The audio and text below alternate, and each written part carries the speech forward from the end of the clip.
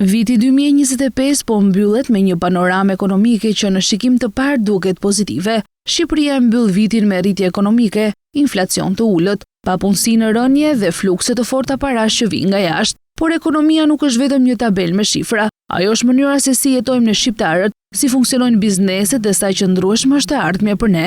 Prandaj pyetja që duhet bërë nuk është thjesht a urrit ekonomia, por si urrit ajo dhe mbi çfarë baze. Duhet theksuar se viti 2025 ishte gjithashtu një vit zgjedhor dhe kjo nuk është një rrethanë neutrale për ekonominë. Në vitet zgjedhore ekonomia zakonisht ndikohet nga vendime politike që synojnë stabilitet, kryesisht afat shkurtër, dhe jo domosdoshmërisht reforma strukturore. Shpenzimet publike tentojnë të rriten, projektet infrastrukturore përshpejtohen dhe politikat fiskale shpesh orientohen drejt mbajtjes së një klime sociale të qetë. Në rastin e vitit 2025, një pjesë e rritjes ekonomike dhe stabilitetit të treguesve makroekonomik mund të lidhet pikërisht me këtë logjikë zgjedhore. Mbajtja nën kontroll e inflacionit, rritja e pagave dhe mbështetja e konsumit kanë shërbyer edhe si instrumente për të ruajtur balancën sociale në një vit politikisht të ndjeshëm. Kjo nuk do të thotë domosdoshmërisht se shifrat janë artificiale, por sa ato duhen lexuar në kontekstin e një viti ku vendimarrja ekonomike ka qenë e kushtëzuar edhe nga kalendari politik. Sipas të dhënave për 3 mujorin e parë dhe të dytë të vitit 2025,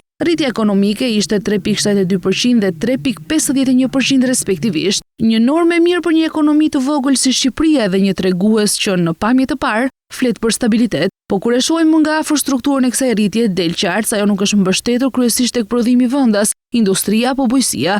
Rritja është nxitur kryesisht nga konsumi, shërbimet dhe turizmi. Kjo do të thotë se ekonomia është zgjeruar, por jo domosdoshmërisht është forcuar në themelet e saj afatgjata. Një rritje e tillë e ekonomisë është funksionale për stabilitetin afatshkurtër, por mbetet e brisht nëse nuk shoqërohet me rritje të kapaciteteve prodhuese. Shqipëria vijon të prodhojë më pak se sa konsumon, dhe kjo shfaqet qartë tek bilanci tregtar.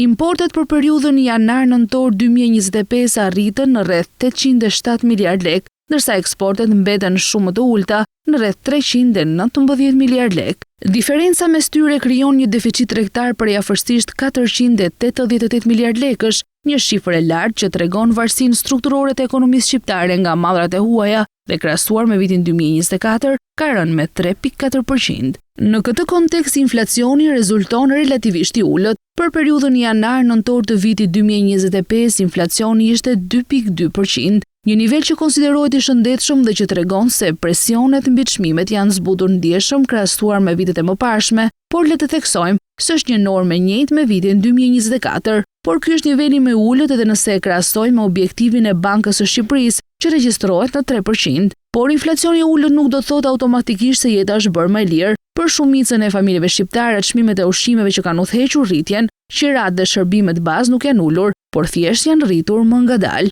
duke rënduar vazhdimisht mbi xhepat e qytetarëve. Edhe tregu i punës paraqet një tablo me 2 këndvështrime. Papunësia në 3 mujorin e tretë të vitit 2025 ishte 8.1%, një nga nivelet më të ulta të viteve të fundit. Kjo është padyshim një shifër pozitive, por që duhet lexuar me kujdes. Ulja e papunësisë nuk lidhet vetëm me hapjen e vendeve të reja të punës, por edhe me të kurrjen e popullsisë aktive, si pasojë e migracionit dhe plakjes së popullsisë. Pra tregu i punës është më i ngushtë, por jo domosdoshmërisht më cilësor apo më produktiv. Në këtë treg pune paga mesatare për vitin që po lëm pas raportohet në rreth 83.000 lekë. Kjo është një rritje krahasuar me vitet e kaluara, por për disa kategori punojësish përfaqëson një përmirësim real. Megjithatë, për shumë familje shqiptare, kjo rritje e pagës shërben më tepër për të përballuar kostot e jetesës, sesa për të rritur realisht standardin e saj. Në këtë kuptim, rritja e pagave ka qenë më shumë mbrojtëse se sa transformuese. Një element tjetër që ka ndikuar fort në ekonominë e vitit 2025 është dhe kursi i këmbimit. Euro ka patur një mesatare prej rreth 97.96 lekësh, duke reflektuar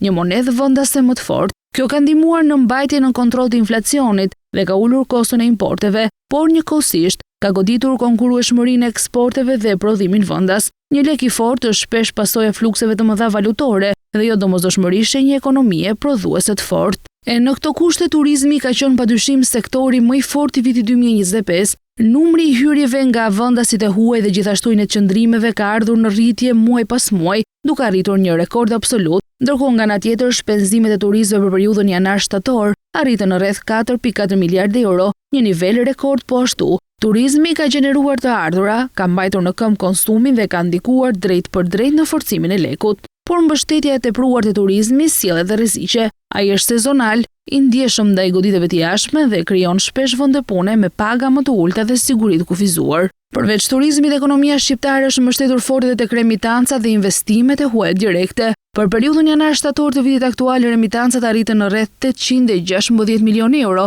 ndërsa fluksi i investimeve të huaja direkte në rreth 1.16 miliardë euro. Këto para janë jetike për ekonominë pasi ndihmojnë në mbulimin e deficitit tregtar dhe mbajnë stabilitetin financiar, por njëkohësisht ato tregojnë se ekonomia shqiptare vazhdon të jetë e varur nga burimet e jashtme, më shumë se sa nga prodhimi i brendshëm. Në tërësi viti 2025 mund të përshkruhet si një vit i stabilitet ekonomik, por jo transformimi. Shqipëria duket se është rritur, por është rritur mbi baza që mbeten akoma të brishta. Inflacioni u mbajt nën kontroll, por fuqia blerëse nuk u rrit ndjeshëm. Papunësia ra, por sfidat strukturore të tregut të punës mbeten. Nga ana tjetër, turizmi dhe flukset valutore mbajtën ekonominë në ekuilibër, por prodhimi vendas dhe eksportet vazhdojnë të jenë pika e dobët. Dhe pikërisht këtu lind pyetja thelbësore për të ardhmen: a mund të vazhdojë Shqipëria të rritet mbi këtë model ekonomik, apo ka nevojë për një ndryshim më të thellë drejt prodhimit, investimeve cilësore dhe rritjes së qëndrueshme? Kjo është dilema që hap debatin dhe që e bën të domosdoshëm diskutimin që vijon.